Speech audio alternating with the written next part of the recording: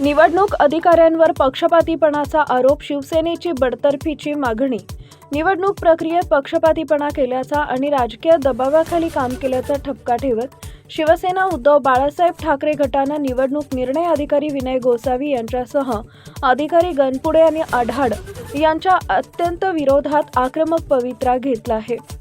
या अधिकाऱ्यांनी आपल्या पदाचा गैरवापर केल्याचा आरोप करत त्यांची सखोल चौकशी करून त्यांना तात्काळ सेवेतून बडतर्फ करण्यात यावं अशी जोरदार मागणी शिवसेनेनं पत्रकार परिषदेत केली आहे।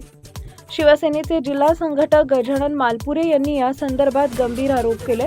त्यांच्या मते मतमोजणी दरम्यान सत्ताधारी पक्षाच्या उमेदवारांना झुकते माप देण्यात आले व त्यांचे अर्ज नियम डावलून स्वीकारले गेले। या उलट प्रभाग क्रमांक 10 चे उमेदवार कुलभूषण पाटील आणि प्रभाग क्रमांक 8 चे उमेदवार मयूर कापसे यांनी फेर मतमोजणीसाठी केलेले अर्ज जाणीवपूर्वक फेटाळण्यात आले।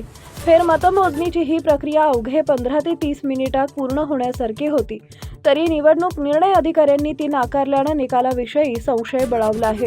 यात पत्रकार परिषदेला माहिती अधिकार कार्यकर्ते दीपक कुमार गुप्ता देखील उपस्थित होते। निवडणूक प्रक्रियेतील पारदर्शकतेवरच आता प्रश्नचिन्ह निर्माण झाले असून या प्रकारामुळे लोकशाही प्रक्रियेवरचा विश्वास उडत चालल्याची भावना व्यक्त होतीये। त्यामुळे संबंधित दोषी अधिकाऱ्यांवर कठोर कारवाई झाल्याशिवाय स्वस्थ बसणार नाही असा इशारा देत शिवसेनेनं या प्रकरणाचा तीव्र शब्दात निषेध नोंदवला आहे। टाइम्स ऑफ महाराष्ट्रसाठी जळगाव जिल्हा प्रतिनिधी विनोद पवार यांचा रिपोर्ट।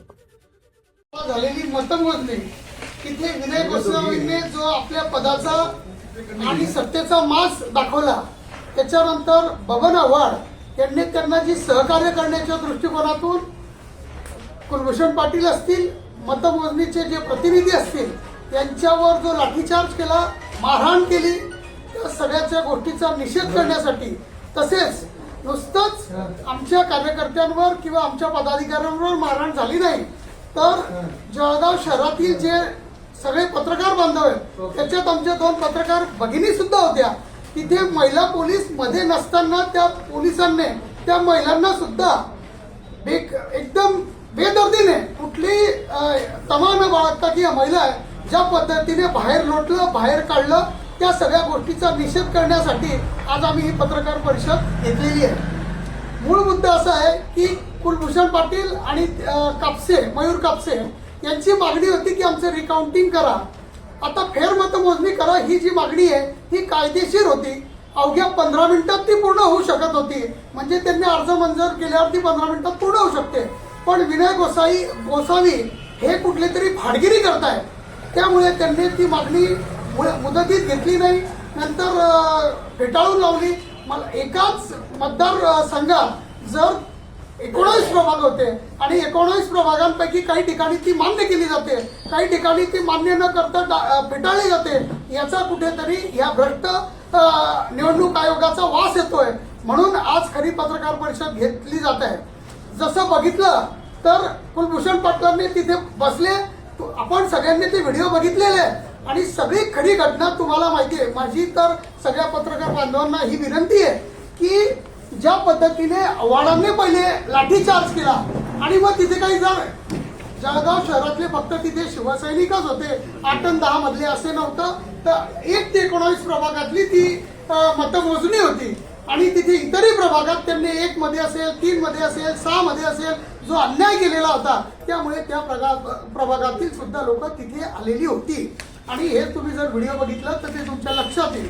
आणि ते झालेलं असताना त्यांनी कुलभूषण पाटील हे त्या अधिकाऱ्याचे हात जोडतायत आणि सांगतायत की मला फेर मतमोजणी करू द्या। त्याच्यात पोलीस अधिकारी मध्ये मध्ये बोलतायत। वास्तविकता तिथे पोलीस अधिकाऱ्यांच्या पहिल्या फेजमध्ये येण्याचा कुठलाही संबंध येत नाही। ते पोलीस अधिकारी आणि तुमचा ट्रॅफिक फोर्स सगळा मध्ये होता। तर ही जी सगळी दडपशाही होती, या सगळ्या गोष्टीचा निषेध व्हायला पाहिजे, यांना कुठेतरी लगाम लागला पाहिजे, म्हणून आजची पत्रकार परिषद आहे। तर तिथे कुलभूषण पाटील हात जोडून विनवणी करत असताना विनय गोसावी हे जे खोटं बोलत होते की ही यांनी मला अर्ज मुदतीत दिला नाही, तो 5व्या फेरीलाच त्यांनी अर्ज दिलेला होता, मुदतीत अर्ज दिलेला होता, पण ते कोणाची तरी सुपारी घेऊन काम करत होते, म्हणून त्यांनी तो अर्ज मुदतीत घेतला नाही आणि नंतर तो फेटाळून लावला। आणि ज्या पद्धतीने त्यांनी फेटाळून लावल्यानंतर पोलिसांनी ज्या पद्धतीने कुलभूषण पाटील असतील, त्यांच्याबरोबरचे कार्यकर्ते असतील आणि आमचे सोबतचे सगळे पत्रकार मित्र असतील, यांना ज्या पद्धतीने दंडुकेशाही केली, त्या सगळ्या गोष्टीचा निषेध होत हे जे अधिकारी होते, बबन आव्हाड असतील, गणापुरे असतील किंवा अजून जे कोणी अधिकारी असतील, यांची तात्काळ चौकशी होऊन त्यांना बडतर्फ केलं पाहिजे.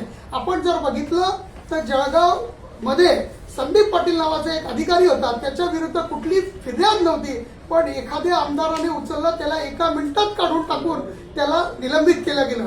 मग बबनराव आव्हाडांबद्दल विधानसभेत 4 आमदार प्रश्न विचारतात. विधानसभेतले मंत्री तिथे सांगतात की मी 8 दिवसात चौकशी करून कारवाई करेल. आता ती 17 जुलै 2025 ची घटना आहे आणि आतापर्यंत कुठली कारवाई झालेली नाही. उलटी बबन आव्हाडांना एलसीबी सोडून एमआयडीसी दिलं गेलं, म्हणजे सगळ्याच क्रीम पोस्टिंग दिल्या जात आहेत. तर याच्या मागचं गूढ काय आहे हे पण समजलं पाहिजे. माझं असं म्हणणं आहे की एसपी साहेब संदीप पाटलांबद्दल वेगळी भूमिका घेतात आणि बबन आव्हाडांबद्दल वेगळी भूमिका घेतात, हे कुठे तरी संशयाला कारणीभूत आहे. तर म्हणून या गोष्टींची चौकशी झाली पाहिजे.